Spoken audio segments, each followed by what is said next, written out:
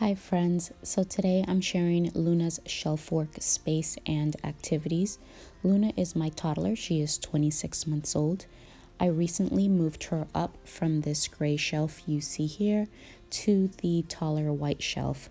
She keeps asking for more and more activities and her space needed to grow. So now we use the gray shelf to hold her toddler books and board books, a nice little beanbag for her to sit back and get comfortable, her easel that she loves working, and work rugs or mats.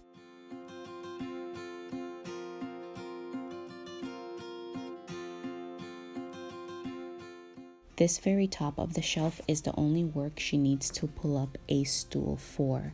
We have 4 stools available in the schoolroom, and she has no problem accessing them independently if she needs to. And first on the shelf is our abacus. I can't tell you the brand or the maker because this is a thrift store find. We bought it pre-loved and it's still going strong. So we use this for counting number quantity and discussing colors. These are the Grimm's small nesting houses, and this is used for color sorting, building, imaginative play, and open-ended toy. And in this bowl we have rainbow colored trinkets to color sort with the Grimm's house or with this DIY rainbow house. One of 2 arts and crafts trays for her. This is a more open-ended tray just so that she can go ahead and explore with her creativity. We have here a little tin of toddler crayons, which are a great size for her small grip. She has been over the moon with these tissue paper squares, and she likes to glue them as is, or she will also attempt to crumple them up into balls and dot glue. Colorful and glitter glue are her favorites, and this used to be purple. She also really loves stickers, which is a wonderful practice for fine motor. And in the schoolroom, we have an art cart with all sorts of paper that is readily accessible for her, so she can go ahead and grab as much paper as she needs for this tray. A Melissa and Doug stamp marker activity pad. The pages in this booklet are all outlined with the same shapes that are on the markers included in the set. So there are butterflies, flowers, stars, and hearts, all the girly stuff she likes. She will often drag this onto the pages to doodle as she would with a regular marker, but we do encourage her to stamp, which is another favorite of hers besides the glue and stickers.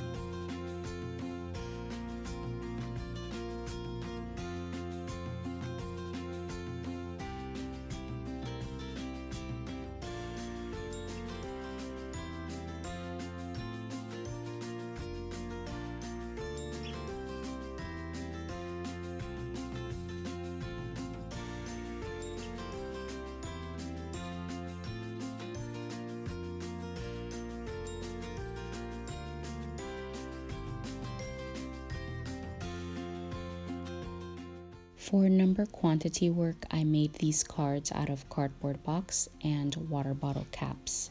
For each number, we will count out the gems needed. This is for a visual and sensorial perspective on each number's quantity. Pairing this with a fine motor tool like tongs or chopsticks would up the skill level of this activity as well as going higher in digits. Luna loves open and close baskets and containers, so I do include them as much as I can in our schoolroom. So inside this basket is an egg slicing and color matching set from Melissa and Doug. The eggs have Velcro and a variation of colors on the inside.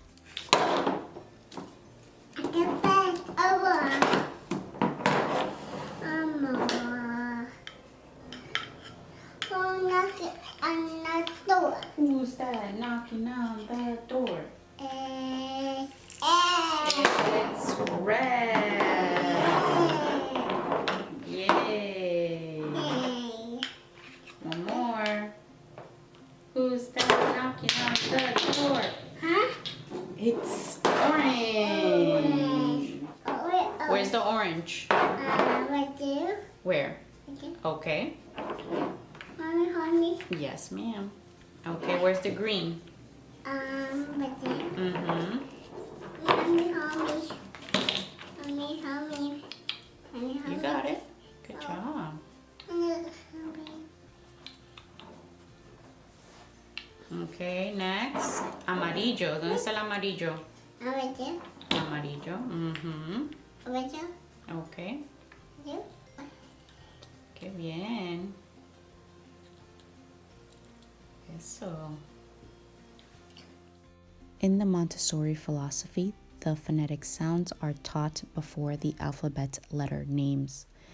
I am trying to keep a balance and not neglect alphabet letter recognition, but right now we are more focused on phonetic sounds, and so this is a sound basket.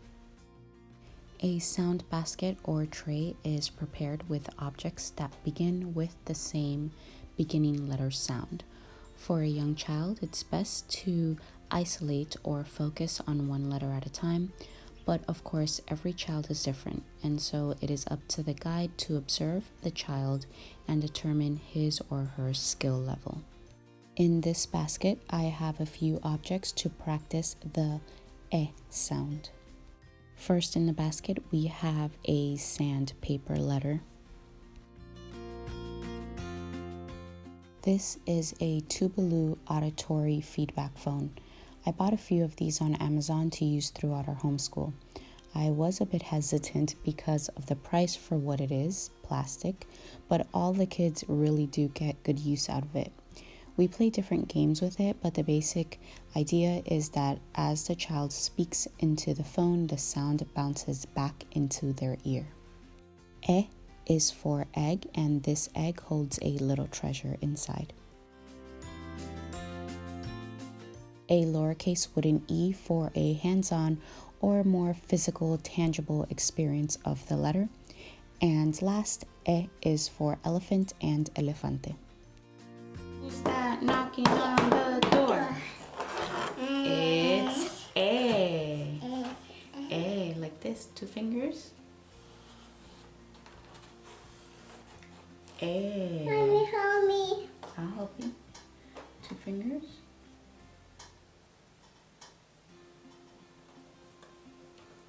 A. Deets. Hold on. First this one. Deets. Say A. Ring, ring, ring, ring, ring. Hello? Hello? ¿Quién es? Es A. A. A wants to talk to Deets. You want to talk to A? Yes. All right. Say hello. Hello? Say hello, A. A. So we have, look, hold the phone. Hold it. Say elephant. No. You have to say hello, elephant. Hello, elephant. Mm-hmm. Okay, say hello, egg. Hello, egg. Oh. Hello, egg. Hello, egg. Egg. And hello, egg. Egg.